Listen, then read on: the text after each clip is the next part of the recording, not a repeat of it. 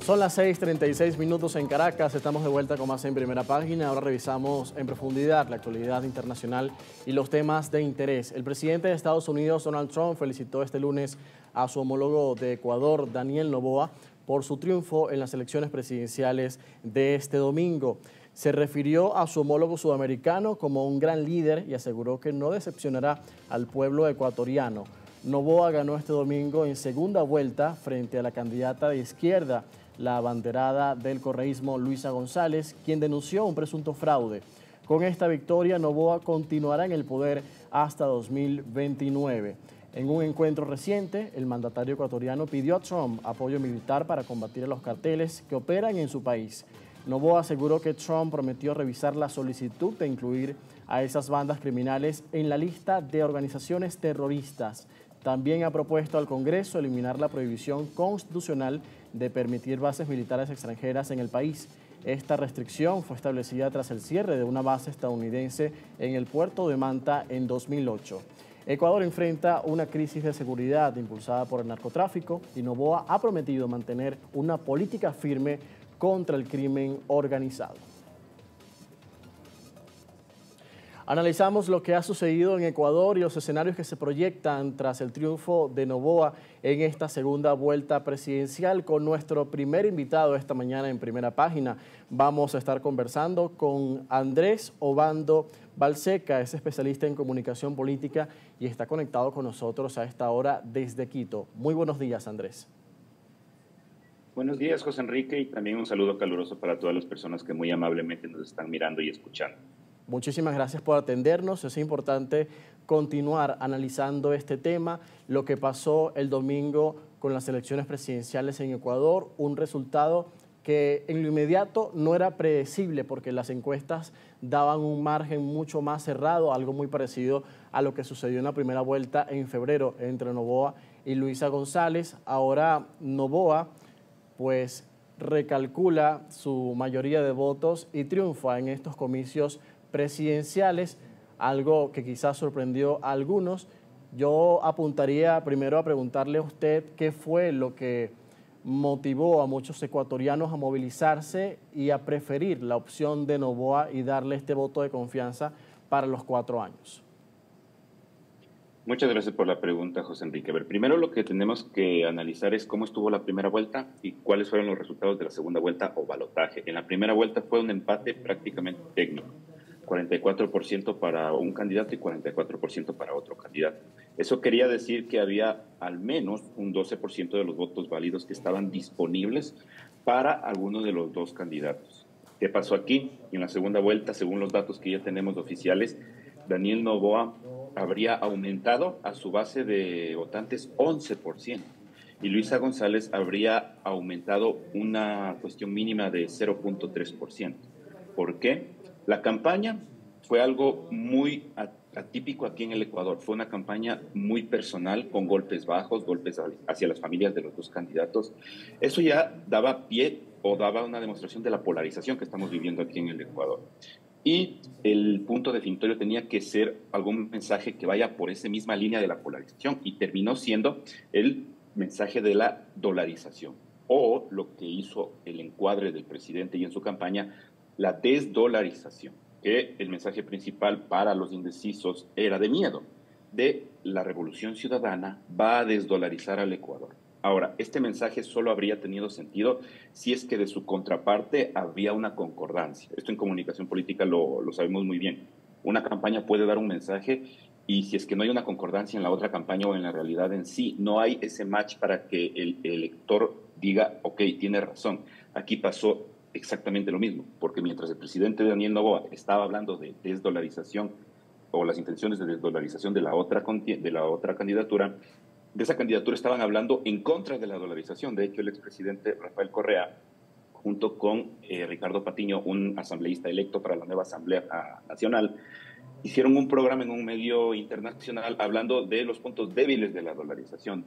Adicional, otro miembro de la Revolución Ciudadana también habló en un programa de entrevistas de una dolarización al ecuatoriano. Entonces, esa incertidumbre, según lo que estamos viendo en los datos que ya se pueden analizar con un poco de más calma después de las elecciones del domingo, este pudo haber sido el principal punto decisor para las personas que no sabían por quién votar. Ahora, estamos viendo una diferencia de más de 10 puntos entre los dos candidatos. En este caso, el presidente Noboa ratifica su victoria, pero su contrincante principal, la banderada del correísmo Luisa González, dice que hubo fraude, que hubo manipulación electoral a favor del gobierno, pero sin presentar hasta ahora pruebas. Incluso sus aliados, como Andrés Arauz, apuntan a actas que se publicaron por parte del CNE que no tenían firmas. Sin embargo, cuesta mucho pensar en que habría un fraude, y más con la credibilidad que tiene el Consejo Nacional Electoral de Ecuador y con el respaldo que dan organizaciones como la de Estados Americanos, OEA, y otros observadores internacionales que estuvieron presentes, que dan confiabilidad en este proceso, y es muy difícil pensar en un fraude con una ventaja a este nivel, ¿no?, de más de 10 puntos. ¿De dónde surge esa narrativa de fraude de parte de Luisa González y en qué estaría planteada esa estrategia que ahora se propone hacer de colocar la figura del presidente Daniel Noboa con cierta ilegitimidad en su cargo? Por ahora es una respuesta únicamente política, es un discurso político, porque como usted mismo menciona, todavía no se han presentado pruebas, incluso todavía no se han presentado denuncias formales en los organismos electorales del Ecuador. Y adicional a eso, las observaciones internacionales han dado fe y han comprobado que fue un proceso transparente. Adicionalmente, la diferencia de votos es muy grande, es de 1.200.000 votos. Esto para la población del Ecuador, que somos de cerca de 17 millones de habitantes, es una gran diferencia. En el padrón electoral estaban inscritos 13 millones de ecuatorianos para votar. Entonces, es una diferencia muy grande, 1.000.000 de votos, 1.200.000 votos. Ahora, incluso dentro de la Revolución Ciudadana, hay ciertos perfiles que se han desmarcado de esa visión de Luisa González, hablando por las autoridades de las principales ciudades del país y las principales provincias, por ejemplo, el alcalde de Quito, el alcalde de Guayaquil, la prefecta de Pichincha, la prefecta del Guayas, que son figuras fuertes dentro del correísmo, han dicho que aceptan los resultados, mientras que se han desmarcado de esta visión de posible fraude. Entonces, por ahora, no va más allá de un discurso político que inclusive está entrando en el encuadre de un mal perdedor. Esto también apuntaría, ¿cree usted, a la gobernabilidad que tendría el presidente Noboa en estos 4 años? ¿Cómo quedaría su posición para avanzar en lo legislativo, en lo que tiene que ver en la Asamblea Nacional? Entendemos que Revolución Ciudadana sigue liderando la mayoría parlamentaria. Sí, hay una diferencia mínima de ventaja de la Revolución Ciudadana en cuanto a asambleístas, de los 151 asambleístas que ahora hay o va a haber en la nueva asamblea. Se proyecta una polarización dentro de la asamblea también, pero aquí hay un elemento que el presidente Daniel Noboa tendrá que saber manejar, que es su legitimidad y su poder político que acaba de ganar con estos resultados en la elección. Es decir, él ahora tiene un peso y un capital muchísimo mayor que lo que tenía en la primera vuelta. Y de aquí en adelante sus proyectos van a estar enmarcados en una, podríamos decirlo, propuesta extrema, que es una asamblea constituyente para cambiar la constitución del Ecuador. Entonces, inclusive en el escenario de que se logre concretar esa propuesta que ha hecho el presidente, ahí hay un escenario totalmente distinto para la asamblea, porque en el caso de darse una asamblea constituyente, tiene que volverse a votar la constitución y también se van a dar elecciones de nuevo generales para elegir otro presidente y para elegir una nueva asamblea. Esto sería en los próximos 2 años. Entonces, hay esa inestabilidad del lado de la Revolución Ciudadana con respecto a lo que pueda decidir el presidente de acuerdo a lo que quiera hacer de aquí en los próximos meses y mediano plazo, 1 año o 2.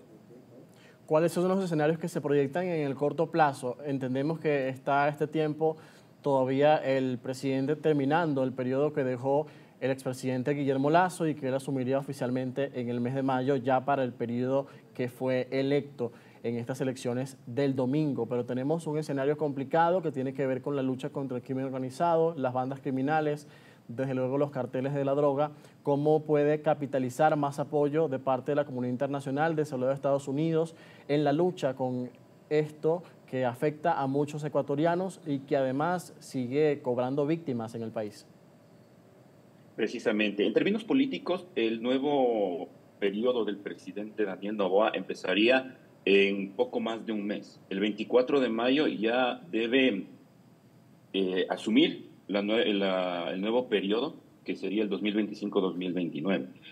Entonces, en términos de cambios, en su gabinete se están hablando de que hay muchas probabilidades de que refresque su gabinete para dar este mensaje de apertura dentro o saliendo de la polarización que ha sido su primer año y medio de gobierno y también la elección. Y de ahí para adelante, obviamente, el presidente Daniel Noboa se ha estado alineando al eje de los países de derecha o del eje de Estados Unidos.